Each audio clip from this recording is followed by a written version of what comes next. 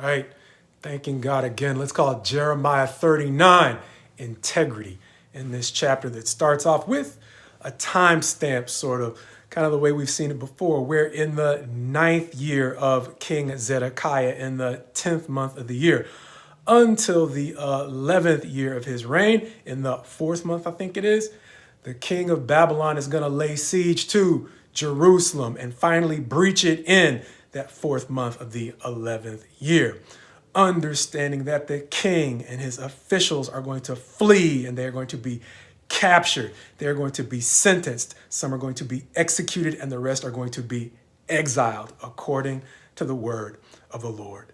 The officials of Babylon are going to leave some of the poorest of the land, to whom they are going to give vineyards, etc., to care for them. They're going to be part of that remnant left behind.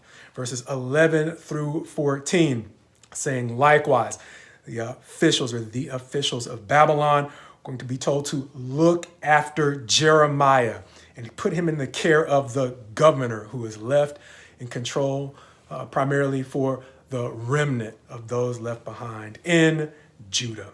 Verses 15 through 18, giving a special word to Ebed-Melech the Ethiopian who saved Jeremiah. Saying that you will indeed get a chance to witness all of the things that I have prophesied about this city.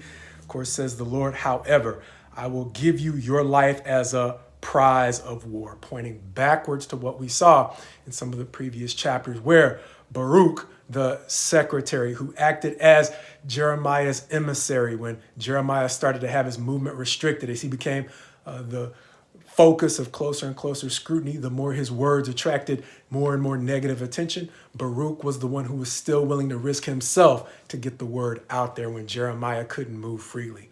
Likewise, the Rechabites were used as an example by God of those who obeyed the word of their forefather, in contrast to the people of Judah who continued to do their own thing until they landed in destruction.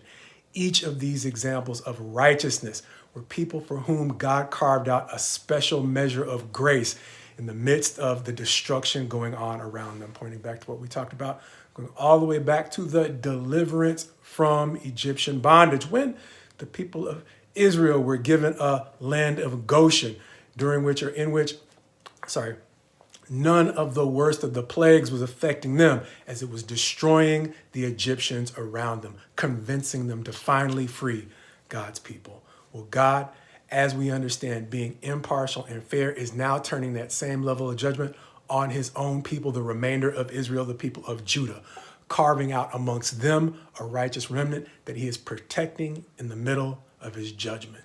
Now that his judgment's passed, we see in Ebed-Melech another example of God carving out protection for the righteous in the midst of his judgment, which points forward to passages like 2 Peter 2 that describe the way that God has historically carved out a place for his people, his true people, even in the midst of trouble. Verse 7, 6, let's go with verse 7 from chapter 2 reading. And if he rescued righteous Lot, greatly distressed by the sensual conduct of the wicked, verse 8, for as that righteous man lived among them day after day, he was tormenting his righteous soul over their lawless deeds that he saw and heard.